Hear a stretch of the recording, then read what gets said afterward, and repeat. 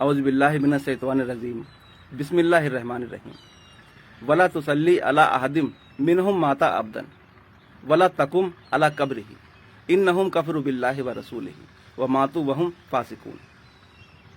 ये सूरह तौबा की आयत नंबर 84 है, जिसमें अल्लाह तबारक व तआला मुनाफिक और फासिक इस तरह के जितने भी लोग हैं उनकी जनाजे की नमाज को पढ़ने से मना कर रहा है और उनकी कब्र जहाँ पर वो दफन किए गए हैं उस कब्र के पास भी खड़े होने के लिए मना कर रहा है, क्योंकि इन्होंने अल्लाह और उसके रसूल के साथ कुफ्र किया है और ये इस हालत में मरे हैं कि ये यानी जो है फासिक थे।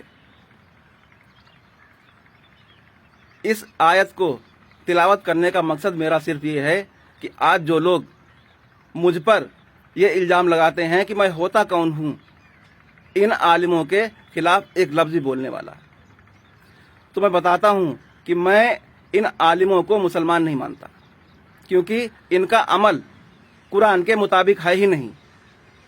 ये कितने बड़े आलिम हैं मुझे इसकी परवाह नहीं, मैं इनकी आलिमत को जूते की नोक पर रखता हूँ। अगर हिम्मत है तो आएं और अपना अमल कुरान के मुताबिक साबित करके दिखलाएं, और मेरा दावा है कि मैं अपना अमल कुरान के मुताबिक साबित करके दिखलाऊंगा। और जिस आयत की मैंने तिलावत की है, इस आयत को खुसूसन हर आलिम को साबित करके दिखलाना पड़ेगा कि वो इस पर अपना उसका यानी इस आयत के ऊपर अमल है या नहीं, क्योंकि ये कुरान की आयत है और अल्लाह का यानी कहना है क्या तुम कुरान के एक हिस्से पर अमल करते हो और दूसरा का इनकार करते हो। अगर इन्होंने अपने आप को कुरान की इस आयत के मुताबिक अपना अमल सही साबित करके दिखला दिया तो मैं जान जाऊंगा कि ये आलिम है, वरना मैं इनको आलिम मानता ही नहीं। और जिस तरह से इन लोगों ने उम्मत मुस्लिमा के ऊपर फितना दज्जाल यानी कि फिरका वारिद को मुसल्लत कर रखा है, इसके चलते इनके लिए सबसे बड़ी दलील तो यही है इनके बातिल होने की कि इन्होंने उम्मत को फिरकों में बांट दिया। और जिस दज्जाली सिस्टम को इस उम्मत के ऊपर मुसल्लत करने की शुरुआत कुरान के ज़रिए से हुई थी, मैं उसी कुरान के ज़रिए से इस सिस्टम को बिल्कुल नेस्तो नाबूद करके दिखलाऊंगा। अब हर फिरके के आलिम को अपना अमल मेरे सामने साबित करके दिखाना होगा कि उसका अमल कुरान के मुताबिक है या नहीं। वो कितना बड़ा आलिम है मुझे इसकी परवाह नहीं, वो कितना इल्म रखता है मुझे इसकी परवाह नहीं। मैं इल्म की बात नहीं करता, मैं अमल की बात करता हूँ, क्योंकि जब तक इल्म और अमल दोनों ही इंसान के अंदर ना हो तो वो फासिक और फाजिर ही रहेगा।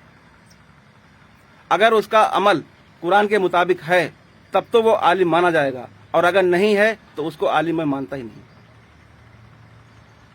मैं उसको मुसलमान नहीं मानता। आलिम तो बहुत दूर की बात है, आलिम तो हर इंसान बन जाता है और आज हर शख्स आलिम बना हुआ है। मैं उनको भी चैलेंज देता हूं कि आएं और अपना अमल कुरान के मुताबिक साबित करके दिखलाएं, और मैं अपना अमल कुरान के मुताबिक साबित करके ही नहीं, मैं गवाहों के साबित करके दिखलाऊंगा।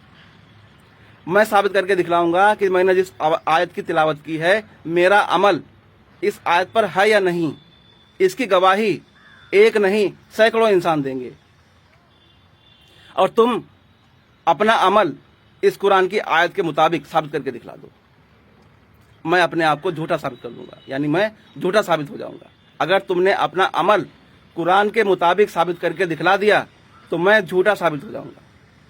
आ जाओ, और एड्रेस डिस्क्रिप्शन में मिल जाएगा।